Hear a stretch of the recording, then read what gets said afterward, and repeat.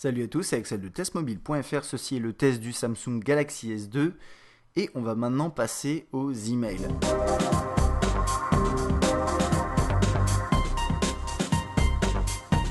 Alors pour les emails, comme souvent sous Android, on a deux possibilités. Soit vous êtes chez Gmail et vous pouvez utiliser le client Android Gmail par défaut ou bien le client de la surcouche, soit vous êtes chez tout autre fournisseur et vous pouvez utiliser le client de la surcouche. Alors généralement, je dis toujours que quand on est chez Gmail, le mieux c'est d'utiliser le client Gmail, etc., etc. Là maintenant, quand même sur le Galaxy S2, vous verrez que vous avez un client de surcouche qui est excellent. Et donc on va commencer par le moins intéressant, comme ça au moins ça ce sera fait. Donc ça c'est le client Gmail par défaut, donc dans Android 2.3, donc avec la possibilité d'avoir plusieurs comptes Gmail, ce qui est plutôt bien. Oups.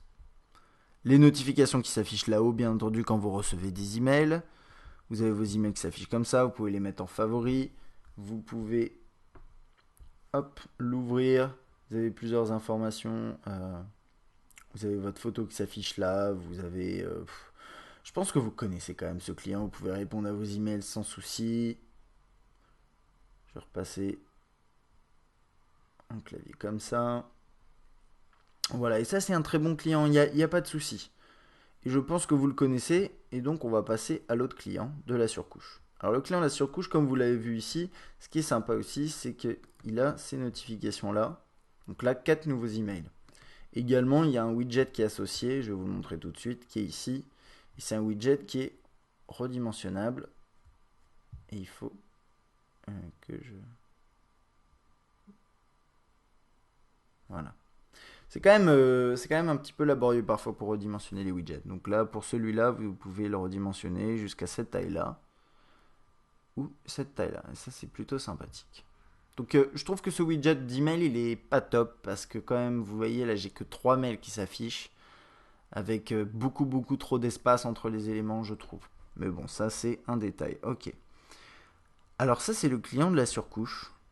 Donc qui permet d'accéder à vos différents dossiers ici. Donc là, j'ai configuré un dossier Gmail.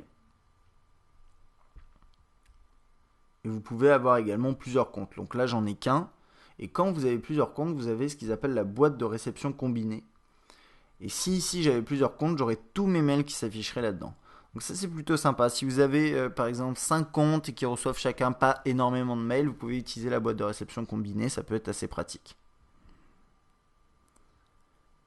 Donc là, voilà, j'ai ça, j'ai les mails qui s'affichent par jour.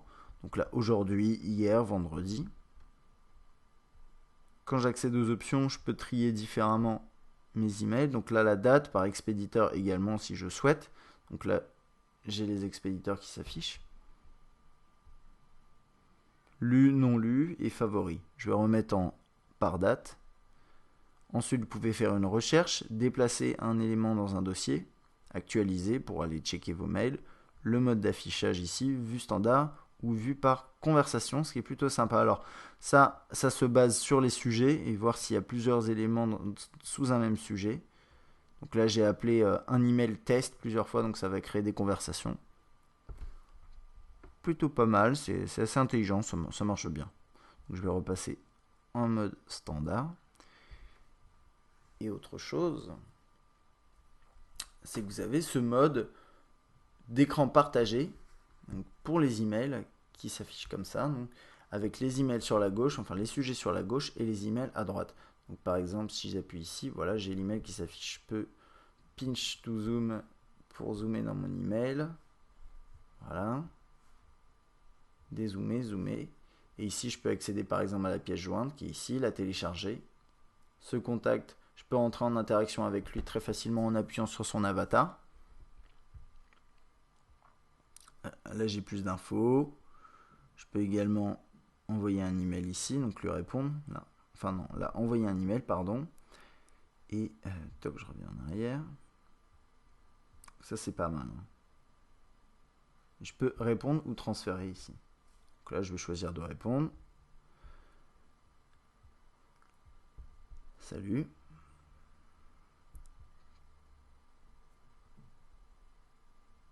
Donc là, vous voyez, il y avait une petite notification qui me dit qu'il a été envoyé.